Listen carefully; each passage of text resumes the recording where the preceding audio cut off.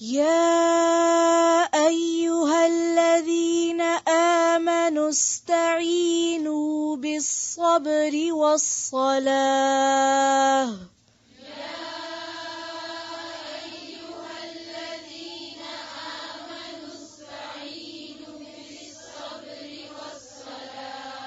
آمنوا استعینوا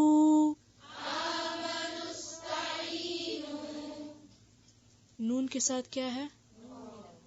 کس طرح پڑھیں گے؟ آمنوا استعینوا پڑھ سکتے ہیں؟ پھر سے یا ایھا الذین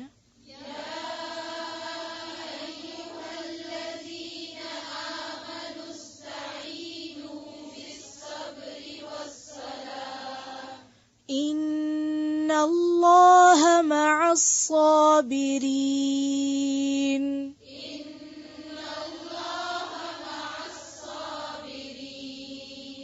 ان اللہ مع الصابرین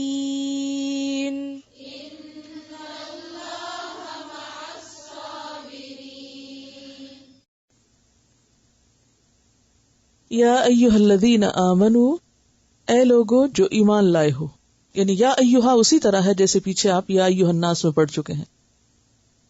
یا ایھا الذین وہ لوگ، آپ بہت دفعہ الذین کا لفظ پیچھے بھی پڑھ چکے ہیں. کبھی یہ الذین کی شکل میں آتا ہے، کبھی الذی آتا ہے نون کے بغیر، کبھی اللتی آتا ہے. تو یہ اسم کہلاتا ہے، اور اسم میں اسم موصول اس کو کہتے ہیں. موصول موصول کا لفظ کس سے نکلا ہے؟ وصل سے. واو صاد لام وصل سے. وصل کس کو کہتے ہیں؟ جوڑنے کو. ٹھیک ہے، تو یہ لفظ کیا کام کرتا ہے؟ پھر جوڑنے کا کام کرتا ہے. ٹھیک ہے، یعنی پچھلی اور اگلی بات کے درمیان ایک رابطہ پیدا کرتا ہے. یا ایھا الذین، اے وہ لوگو. کون لوگ؟ آمنو، جو ایمان لائے ہو. آمنو کا لفظ کس سے ہے؟ ایمان سے. ایمان کا روٹ کیا ہے؟ الف میم نون، امن سے. ٹھیک ہے، ایمان مصدر ہے. ٹھیک ہے، آمن یؤمن ایمان، ایمان مصدر، اور پھر اس سے باقی سب نکلتا ہے. معنی کیا ہوتا ہے؟ مان جانا، مان لینا. استعینوا، مدد مانگو. بالصبر، صبر کے ساتھ. صبر کا لفظ پیچھے گزر چکا ہے. صبر کا لفظی معنی ہوتا ہے اپنے آپ کو روکنا. حبس النفس، خود کو روکنا، یعنی نفس پر قابو پانا، ثابت قدم رہنا، اور خصوصاً ناپسندیدہ چیزوں پر اپنے آپ کو روکنا،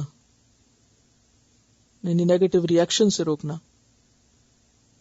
والصلاۃ، اور نماز. صبر کے ذریعے اور نماز کے ذریعے مدد مانگو. فائدہ کیا ہوگا؟ ان اللہ مع الصابرین، بے شک اللہ تعالی صابرین کے ساتھ ہے. صابرین جمع کا لفظ ہے، اس کا سنگولر کیا ہوگا؟ صابر. اردو میں استعمال ہوتا ہے نا صابر کا لفظ، اور اس کا روٹ کیا ہے؟ سواد بے رے، صبر ہی. مراد ہے اس سے وہ لوگ جو اپنے جذبات پر قابو پانے والے ہیں، جو شکوے شکایت سے پرہیز کرنے والے ہیں، جو اپنے آپ کو روک کے رکھتے ہیں غلط کاموں سے. اب آپ دیکھیے کہ یہاں دو چیزوں کا ذکر کیا جا رہا ہے، ایک صبر ہے اور ایک صلاۃ ہے. دونوں کس سے شروع ہو رہے ہیں؟ سواد سے. صبر اندر کی کیفیت، یعنی نفس سے متعلق ہے، انسان کے نفس کا جہاد ہے، اندر کا جہاد ہے. اور صلاۃ اعضاء کا جہاد ہے. جہاد کا مطلب جد و جہد، کوشش. صبر سب کاموں میں مشکل ترین کام ہے نفس کا، اور صلاۃ سب کاموں میں مشکل کام ہے عبادات میں سے یا ظاہر کے کاموں میں سے. پیچھے گزرا ہے نا، وَإِنَّهَا لَكَبِيرَةٌ إِلَّا عَلَى الْخَاشِعِينَ. بہت گراں ہے. کبیرتن کا مطلب بہت بھاری چیز ہے. مگر جن کے اندر حقیقی عاجزی ہو. تو حقیقی عاجزی کہاں سے آتی ہے؟ جب انسان پر صبغت اللہ آتا ہے، اللہ کا رنگ آتا ہے نا، اور ربانی بنتا ہے، تو سب سے پہلی چیز اس کے اندر کیا آتی ہے؟ عاجزی آتی ہے. اور اس کا اظہار کس سے ہوتا ہے؟ نماز سے. یعنی آپ کتنے ربانی بنے ہیں، اپنی نمازوں کا جائزہ لے لیجئے کہ نماز کتنے شوق سے پڑھتے ہیں، یا نماز کیسی ہے. کیونکہ نماز ایک معیار ہے نا، پیمانہ ہے. رنگ نظر آتا ہے نا، تو رنگ کہاں نظر آئے گا؟ کسی کام میں، بظاہر کسی عمل میں نظر آئے گا نا، اور اس میں سے ایک عمل کیا ہے؟ نماز. تو اب آپ دیکھیے کہ انسان کے اندرونی یعنی نفس کے کاموں میں مشکل ترین کام صبر، اور بیرونی کاموں میں یعنی جسم کے اعضاء سے لیے جانے والے کاموں میں مشکل ترین کام نماز ہے، جو انسان پہ بھاری ہوتی ہے. تو پھر فرمایا کہ ان اللہ مع الصابرین، اللہ صابرین کے ساتھ ہے. یہ نہیں کہا مصلین، نمازیوں کے ساتھ ہے. کیوں؟ صبر اور نماز میں سے بھی زیادہ مشکل کام پھر کون سا ہے؟ صبر زیادہ مشکل ہے. نماز کے لیے بھی صبر چاہیے. اگر نماز مشکل ہے تو صبر بھی مشکل ہے، لیکن اگر ان کو آمنے سامنے رکھیں تو پھر صبر اور مشکل ہے. اسی لیے پھر کیا کہا کہ جو صبر کرے گا میری مدد اس کے ساتھ. یا ایھا الذین آمنوا، اے لوگو جو ایمان لائے ہو، استعینوا بالصبر والصلاۃ، مدد مانگو صبر اور نماز کے ساتھ. ان اللہ مع الصابرین، بے شک اللہ صبر کرنے والوں کے ساتھ ہے. پارے کی ابتدا میں تبدیلی قبلہ کا حکم ہے، پھر نعمت کے تمام کرنے کا، وَلِأُتِمَّ عَلَيْكُمْ نِعْمَتِي، اور پھر ذکر اور شکر کا حکم ہے. نعمت کے ملنے پر انسان کے لیے ذکر اور شکر ضروری ہے، اور ذکر اور شکر کے تقاضے پورے کرنے کے لیے صبر ضروری ہے، اور اللہ کی مدد ضروری ہے. تو اس لیے کیا فرمایا کہ اے لوگو جو ایمان لائے ہو، صبر اور نماز کے ساتھ مدد حاصل کرو. یعنی جب تم اپنی ذمہ داری نبھانے لگو گے، اس نعمت کا اعلان کرو گے، اظہار کرو گے، اس کو عام کرو گے، تو لازماً راستے میں مشکلات آئیں گی. اور جب مشکلات آئیں گی تو پھر عموماً دو راستے ہوتے ہیں. نمبر ایک یہ کہ انسان اس مشکل کا مقابلہ کرے، اس کے مقابلے میں جم جائے، استقامت اختیار کرے. اور نمبر دو، پیچھے پلٹ جائے، واپس پلٹ جائے. اب آپ دیکھیے کہ واپسی کا راستہ اگرچہ آسان ہے، لیکن انجام بڑا خطرناک ہے. یعنی اگر انسان دین کا راستہ چھوڑتا ہے، یا دین کو لوگوں تک پہنچانے کا، یا امت وسط کی حیثیت میں اپنی ذمہ داری پوری کرنے کا جب کام انسان شروع کرتا ہے، تو اس میں انسان کو مشکل تو ضرور ہوتی ہے، بہت سی مخالفتیں سامنے آتی. اب عافیت کا گوشہ کیا ہے کہ وہ پیچھے پلٹ جائے، کام چھوڑ دے، لیکن اس کا انجام تو خطرناک ہے. اللہ آپ کو نعمت دے رہا ہے، ایک عہدہ دے رہا ہے، ایک مقام دے رہا ہے، ایک انعام دے رہا ہے، اور آپ اس کو پھینک کے جا رہے ہیں. اس کو ایک چھوٹی سی مثال سے سمجھیے کہ مثلاً اگر فوج میں کسی شخص کی ترقی ہوئی اور وہ جرنیل بن گیا، تو جرنیل بننا کیا ہے؟ ایک مقام ملنا ہے نا، لیکن ساتھ ہی کیا ہے؟ ذمہ داری میں اضافہ. اب اگر یہ جرنیل یہ سوچے کہ اگر کوئی جنگ ہوئی، یعنی ویسے میں جرنیل رہوں گا، شوق سے اس عہدے کو قبول کروں گا، لیکن اگر کہیں کوئی جنگ کا خطرہ ہوا تو میں ریزائن کر جاؤں گا اور چھوڑ کے گھر چلا جاؤں گا. تو آپ خود سوچیں کہ وہ کیا طریقہ اختیار کر رہا ہے، کیا رویہ اختیار کر رہا ہے ایسے موقع پر اس شخص کو جسے دنیا میں اتنا بڑا عہدہ ملا، اس کا کیا فرض بنتا ہے کہ وہ بھاگ جائے، چھوڑ دے، لوگوں کو مصیبت میں ڈال دے؟ وہ جم جائے. جم جانے میں دو مشکلات ہیں. ایک تو یہ ہے کہ جو وقتی تکلیف ہے سو ہے، اس میں اپنی جان بھی رسک پر ہے اور اس میں ناکامی بھی ہو سکتی ہے اور انجام کے اعتبار سے مشکل بھی ہو سکتا ہے، رسکی کام ہے نا. اور دوسرا راستہ کیا ہے، دوسری آپشن کیا ہے کہ وہ جنگ جیت جائے اور بہادری کے جوہر دکھائے اور پھر وہ ایک تمغہ حاصل کرے. تو اب آپ دیکھیے کہ یہ دونوں چیزیں ہیں نا اس کے لیے، وہ ہے تو رسک پر، لیکن دونوں آپشنز میں سے ایک آپشن اس کے لیے لازم ہے. اب آپ دیکھیے کہ اسی طرح امت مسلمہ کے فرد کی حیثیت سے اگر اللہ تعالی ہمیں کوئی موقع دیتا ہے، کوئی چانس دیتا ہے کہ ہم اس کے دین کے پیغام کو لوگوں تک لے جائیں، تو اس میں دونوں چیزیں ہو سکتی. ایک ہے کامیابی کا راستہ کہ آپ سکسیسفل ہوں، جو آپ کرنے جا رہے ہیں اچیو کر لیں. دوسرا یہ کہ آپ وقتی طور پر کامیاب نہ ہو، نقصان اٹھائیں، حتیٰ کہ آپ کی جان بھی جائے، جیسا کہ اگلی آیت میں آ رہا ہے.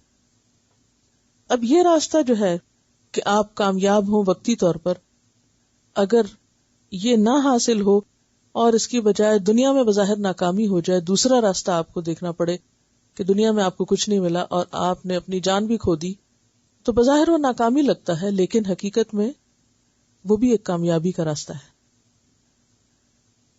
تو بات یہ ہے کہ یہ دنیا اللہ نے امتحان کے لیے بنائی ہے، ہمیں امتحان کے لیے بھیجا ہے، آرام کے لیے، انعام کے لیے یہاں نہیں بھیجا. یعنی یہاں ہمیں اللہ نے آرام اور انعام کے لیے نہیں بھیجا. پہلے تو ہمیں یہ غلط فہمی اپنے اندر سے نکالنی پڑے گی.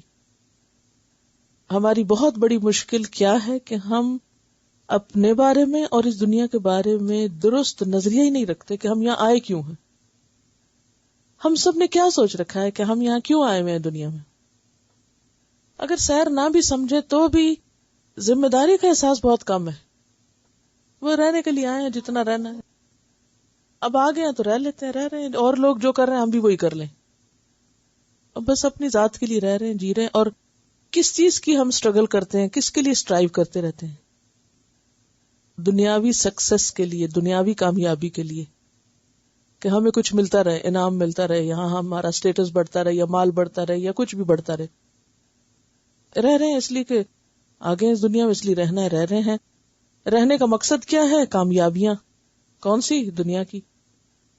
لیکن وہ جو ذمہ داری ہے اور جو امتحان ہے اس کی طرف توجہ ہی نہیں ہے، وہ ہم سمجھتے نہیں. تو چونکہ اللہ نے دنیا رکھی امتحان کے لیے، اور جہاں امتحان ہے اس کے لیے پھر اللہ تعالی طرح طرح کی رکاوٹیں ڈالتا ہے. ہمارے راستے میں طرح طرح کی رکاوٹیں آتی ہیں، مشکلات آتی ہیں، چاہے ہم اپنی ذمہ داری پوری کر رہے ہوں یا نہ کر رہے ہیں، دونوں طرح آتی ہیں. اور ان رکاوٹوں کا ذکر اگلی آیات میں تفصیل سے آ رہا ہے. اور سب سے بڑی رکاوٹ کب آتی ہے، یا دوسرے لفظوں میں کہیے کہ زیادہ رکاوٹیں کب آتی ہیں؟ جب انسان دوسروں کے لیے جینے لگتا ہے، دین کی خدمت کرتا ہے، دین کے پیغام کو عام کرنے لگتا ہے.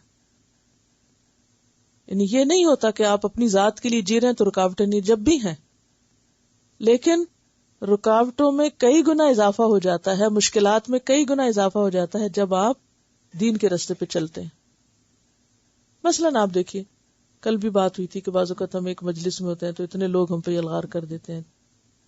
مشکل ہے، ایک حقیقت ہے، بالکل صحیح فرمایا انہوں نے. آپ دیکھیے کہ جب ہم دین کی تبلیغ نہیں بھی کرتے یا دین کی طرف نہیں بھی تھے تو بھی مشکلات تو تھی نا زندگی میں، کہ نہیں تھی؟ نوعیت مختلف تھی، کیونکہ زندگی ہے جو ٹیسٹ، مشکلات سے بغیر کوئی خالی نہیں. لیکن جو شخص بامقصد زندگی گزارتا ہے، اور خاص طور پر اس کی زندگی کا مقصد جب یہ بن جاتا ہے کہ وہ خیر کا پیغام دوسروں تک پہنچائے، تو لازماً مشکلات میں کئی گنا زیادہ اضافہ ہو جاتا ہے.